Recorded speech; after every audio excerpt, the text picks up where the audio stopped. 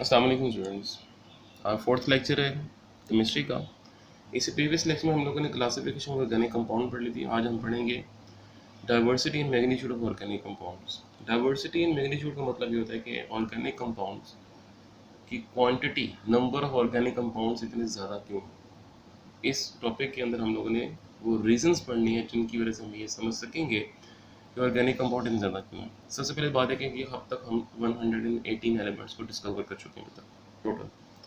उन 180 number of elements में से सिर्फ एक ऐसा एलिमेंट है या दो एलिमेंट है जिसका नाम कार्बन और हाइड्रोजन। उन दोनों के एलिमेंट्स की तादाद मोर देन 10 मिलियन है। मोर देन 10 मिलियन मतलब कहने का यह है कि बाकी जो 116 यानी 116 एलिमेंट्स के जो कंपाउंड्स हैं उन तमाम कंपाउंड्स की टोटल स्ट्रेंथ भी काउंट कर लीजिए, वो इन दोनों एलिमेंट्स के कंपाउंड्स के मुकाबले काफ़ी कम है। तो इसमें हम मुख्तलिफ किस्म की रीजंस पढ़ने लगे हैं। उनमें सबसे पहली रीज़न आती है कैटिनेशन। कैटिनेशन का मतलब क्या होता है पहले तो ये समझ लें। कैटिनेशन को हम अगर उर्दू के अंदर ट्रांसलेट करें तो चेन फॉर्मिंग है। मतलब कार्बन एटम जैसे चेन, अगर कभी आप लोगों ने उसको ऑब्जर्व करें तो छोटे छोटे एक जैसे पीसेस को आपस में ज्वाइन करके लॉन्ग चेन बना लेते हैं। इसी तरह कार्बन एटम एक दूसरे कार्बन एटम से डायरेक्ट कोवलेंट बॉन्ड बनाकर लॉन्ग चेन मॉलिक्यूल बनाते हैं और कार्बन की इस एबिलिटी को क्या बोलते हैं, कैटिनेशन बोलते हैं। इसकी डेफिनेशन ये है कि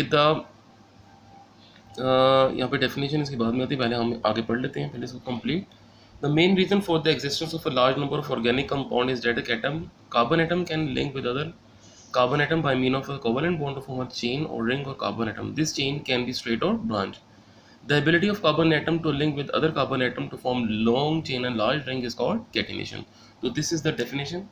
The ability of carbon atom to link with other carbon atom to form long chain and large structure. ठीक है। After that, क्वेश्चन आता है कि why only carbon atom show the process of catenation. क्यों दूसरे एटम होते हैं जो कैटिनेशन का प्रोसेस नहीं होते। तो साइंटिस्ट ने बॉर्डर लाइन बना दी, भाई वो वाला एलिमेंट जो कैटिनेशन का प्रोसेस शो करना चाहता है वो दो कंडीशन को फुलफिल करे। पहली कंडीशन क्या है कि एलिमेंट शुड हैव वैलेंसी 2 और मोर देन 2।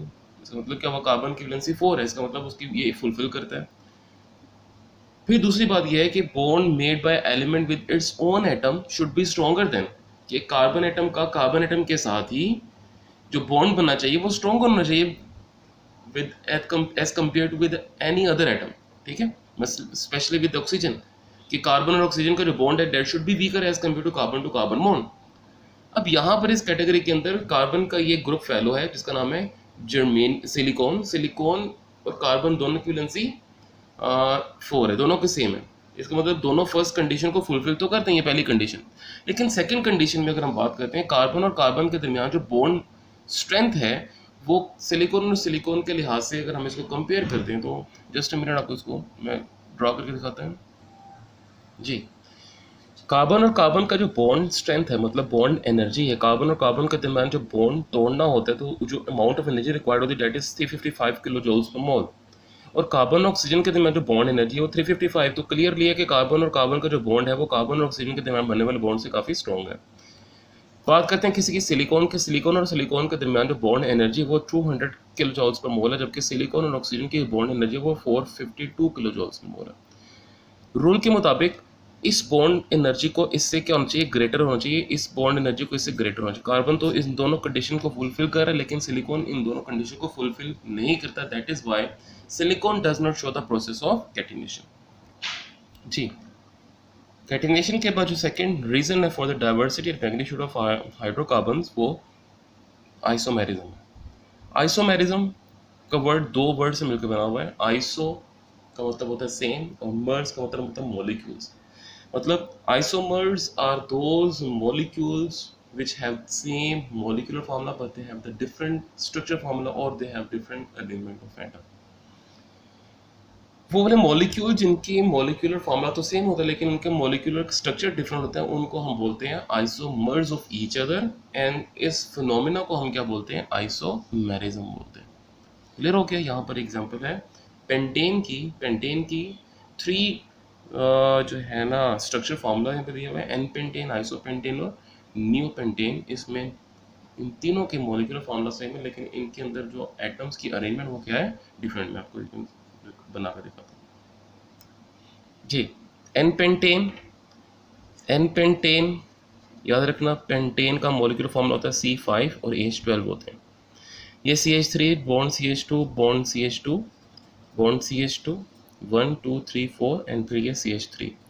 तो ये स्ट्रेट चेन है, इसलिए इसके नाम के साथ नॉर्मल N लगाया गया। और अगर हम सिंगल ब्रांच की बात करते हैं तो ब्रांच में CH3 CH CH2 CH3 और यहाँ पर एक ब्रांच आ जाती है।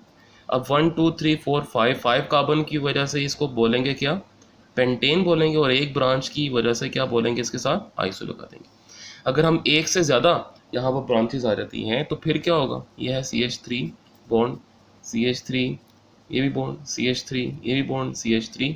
तो इस कार्बन की 4 वैलेंसी पूरी है, 1 2 3 4 5 कार्बन एटम्स हैं। तो 5 कार्बन एटम होने की वजह से ये क्या होगा, पेंटेन होगा। और 1 2 2 ब्रांचेस होने की वजह से इसके नाम से पहले क्या लगा देंगे, नियो। मैंने आपको कल भी बताया था, लास्ट लेक्चर में बताया था कि ये क्या कहलाएगा, नियो पेंटेन कहलाएगा। क्या कहलाएगा, नियो पेंटेन। तो इस वजह से भी हाइड्रोकार्बन की जो है तादाद बहुत ज़्यादा होती है। जितना जिस मॉलिक्यूल का मॉलिक्यूलर फार्मूला बड़ा होता जाएगा, जितने उसके बाद नंबर ऑफ एटम्स बढ़ते चले जाएंगे एक मॉलिक्यूल के अंदर, उतने उसके नंबर ऑफ पॉसिबल स्ट्रक्चर भी क्या होते जाएंगे, इंक्रीज होते जाएंगे। ठीक हो कि यहाँ पर लिखा भी हो कि number of isomers increases with the increase in number of carbon atoms in the given molecular formula. उसके बाद थर्ड रीजन है for the diversity and magnitude में, वो है strength of covalent bond of carbon. Carbon atom एक बहुत small atom होता है। एटम जितना जिसका साइज जितना स्मॉल होगा ना, उतना ही वो स्ट्रॉन्ग कोवेलेंट बॉन्ड बनाता है। तो इसकी रीज़न ये भी है कि कार्बन एटम की जो बॉन्डिंग होती है बड़ी स्ट्रॉन्ग होती है, बड़ी स्ट्रेंथ होती है due with other carbon atom, hydrogen atoms, oxygen atom, nitrogen atom and hydrogen atom. और ये इसको एनेबल करती है to form a large number of compounds. उसके बाद फोर्थ पॉइंट है मल्टीपल बॉन्डिंग। देखो मल्टीपल बॉन्डिंग, कार्बन, आप लोगों ने कोवेलेंट बॉन्ड पढ़ा था 9th क्लास में, टाइप्स ऑफ कोवेलेंट बॉन्ड पढ़ा। There are 3 type of covalent bond, single, double and triple covalent bond. Carbon की वैलेंसी है टेट्रा, मतलब 4 वैलेंसी है। कार्बन 4 कोवेलेंट बॉन्ड बनाता है। जब कार्बन को कोई दूसरा एटम नहीं मिलता तो कार्बन की ये एबिलिटी है कि वो आपस में अपनी वैलेंसीज को सेटिस्फाई करने के लिए मल्टीपल बॉन्डिंग के जरिए कनेक्ट हो जाते हैं अगर कोई और दूसरा एटम नहीं मिलता। मतलब कहने का ये है कि कार्बन के पास अगर ऑप्शन होगी तो वो सबके साथ सिंगल कोवेलेंट बॉन्ड बनाकर रहेगा, और ये उसके लिए सबसे ज़्यादा स्टेबल कंडीशन होती है। लेकिन जब उसके पास कोई दूसरा आइटम नहीं मिलता तो फिर आपस में डबल बॉन्ड या ट्रिपल बॉन्ड के जरिए आपस में क्या कर लेते हैं, बॉन्डिंग बना लेते हैं। और यही वजह है कि कार्बन हर हाल में बॉन्डिंग बनाता है और नंबर ऑफ कंपाउंड्स बनाता चला जाता है। तो यहाँ पर in order to satisfy tetravalency, carbon can make multiple bond, that is double और triple bond. This further adds a possible number of structure. For example, 2 carbon atom in ethane are linked by the single covalent bond, by a double covalent bond in ethylene and a triple covalent bond in the acetylene. Clear हो गया? तो यहाँ तक आज का topic था। अल्लाह हाफिज़.